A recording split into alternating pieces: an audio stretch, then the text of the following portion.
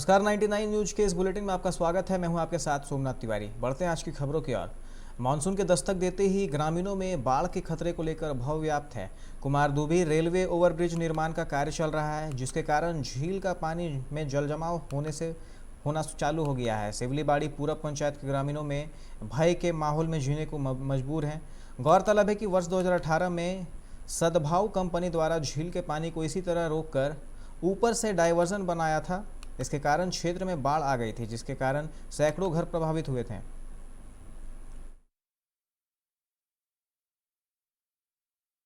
में भीषण बाढ़ की स्थिति बनी थी और हम तमाम लोग जो है इस बाढ़ से प्रभावित हो गए थे, झिलिया के बाढ़ से प्रभावित हो गए थे।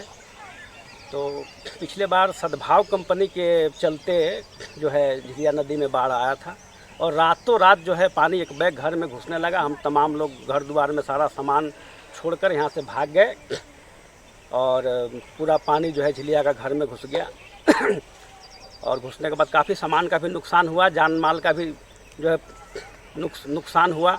और इस बार फिर 2 साल बाद जो है हम लोग काफ़ी जो है दयनीय स्थिति पर फिर आकर खड़े हो गए हैं कि कुमारदुबी में फ्लाईओवर का जो निर्माण हो रहा है, जो ये फ्लाईओवर निर्माण जो जिस कंपनी द्वारा हो रहा है, जो कंपनी इस फ्लाईओवर का निर्माण कर रहा है, वो 2 ठो पिलर जो है पुल के पास, कुमारदुबी चौक के बगल में पुल के पास 2 ठो पिलर झिलिया नदी में ही बनाने का काम किया है।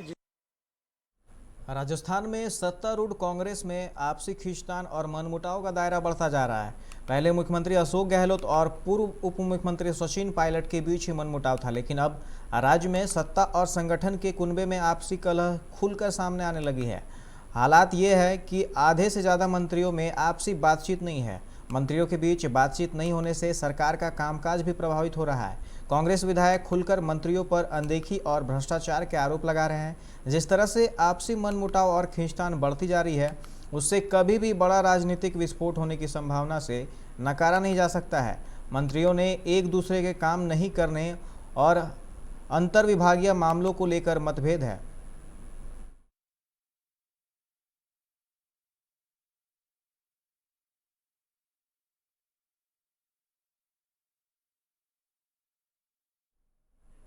देश में कोरोना वायरस के मामलों में लगातार गिरावट आ रही है। आज फिर से देश में कोरोना के 1 लाख से कम नए मामले सामने आए हैं। देश में 71 दिनों बाद कोरोना के सबसे कम केस आए हैं। देश में पिछले 24 घंटों के दौरान संक्रमण के 80,000 नए मामले सामने आए हैं।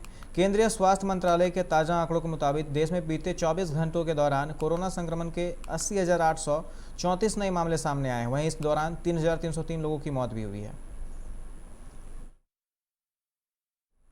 बंगाल की खाड़ी में उत्तर पश्चिम की तरफ कम दबाव का क्षेत्र बनने से देश के कई राज्यों में मानसून समय से पहले पहुंच गया है।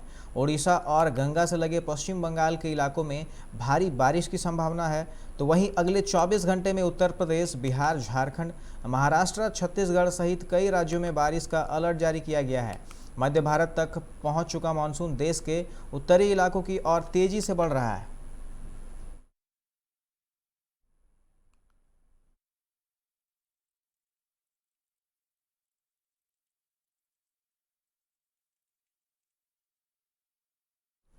पाकिस्तान के सुप्रीम कोर्ट की 3 सदस्यीय बेंच ने हिंदुओं के धार्मिक स्थल धर्मशाला पर किसी भी तरह के अतिक्रमण और डेमोलेशन को तत्काल प्रभाव से रोकने का आदेश दिया है। कोर्ट के इस आदेश को पाकिस्तान में रहने वाले हिंदू अल्पसंख्यकों की बड़ी जीत मानी जा रही है। यह धर्मशाला 716 स्क्वायर यार्ड में है। पाकिस्तान के कट्टरपंथियों की करतूतों के खिलाफ दायर एक याचिका में पाकिस्तान हिंदू काउंसिल के संरक्षण डॉक्टर रमेश कुमार वंकवानी ने आरोप लगाया है कि बहुसंख्यक समुदाय इस जगह को नष्ट कर यहां पर एक शॉपिंग कॉम्प्लेक्स बनाना चाहता है। पाकिस्तान के सिंध प्रांत में कोरोना महामारी की चौथी लहर का डर बना हुआ है। ऐसा कोरोना वायरस में हो रहे बदलाव की वजह से कहा जा रहा है। सिंध की जनसंख्या एवं स्वास्थ्य कल्याण मंत्री डॉक्टर अजरा फजल पेचूही ने एक बैठक के दौरान इसकी जानकारी देते हुए पूरे प्रांत में वैक्सीनेशन प्रक्रिया में तेजी लाने का आदेश दिया है।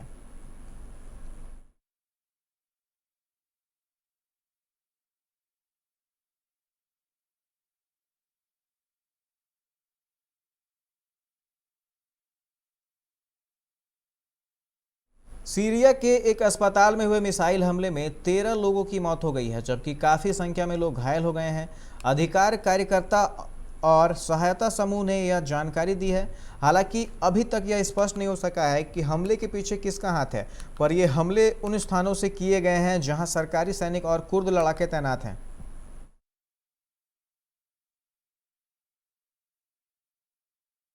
बिहार में कोरोना गाइडलाइंस का पालन करते हुए जुलाई से शिक्षा व्यवस्था पटरी पर लाई जा सकती है। राज्य के स्कूल कॉलेज खोले जा सकते हैं। राज्य के शिक्षा मंत्री विजय कुमार चौधरी ने ट्वीट कर इसकी जानकारी दी है। विदित हो कि बिहार में कोरोना वायरस संक्रमण की दूसरी लहर के दौरान शिक्षण संस्थान बंद कर दिए गए हैं, साथ ही परीक्षाएं भी स्थगित या रद्द कर दी गई हैं। फिलहाल ऑनलाइन कक्षाएं संचालित की जा रही है।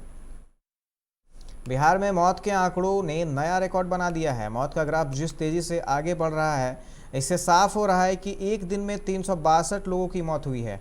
12 दिनों में 4344 लोगों की जान जा चुकी है। मौत का ग्राफ हर दिन कोई ना कोई रिकॉर्ड बना रहा है। पिछले 5 दिनों में बिहार में देश का रिकॉर्ड टूट गया है। 8 जून से लेकर 12 जून के बीच नए मामले तो 2849 आए, लेकिन मौत का आंकड़ा रिकॉर्ड तोड़ने वाला रहा।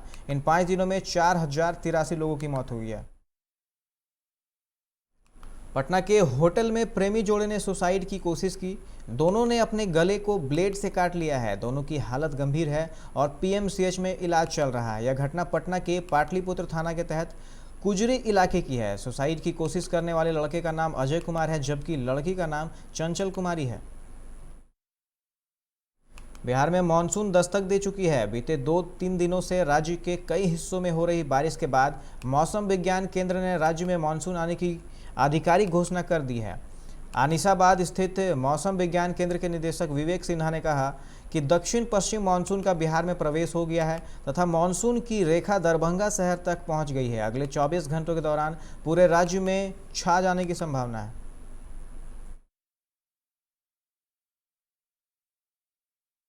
राज्य में शनिवार शाम 4 बजे से सोमवार सुबह 6 बजे तक संपूर्ण लॉकडाउन है।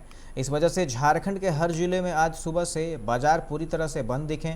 दवा को छोड़ सभी दुकानों पर ताला लटका रहा। बेवजह घर से निकलने की मनाही है। ऐसे लोगों पर कार्रवाई होगी। बहुत जरूरी हो तो ही घर से बाहर निकलें। इस वजह से आज सड़क पर सन्नाटा पसरा हुआ है।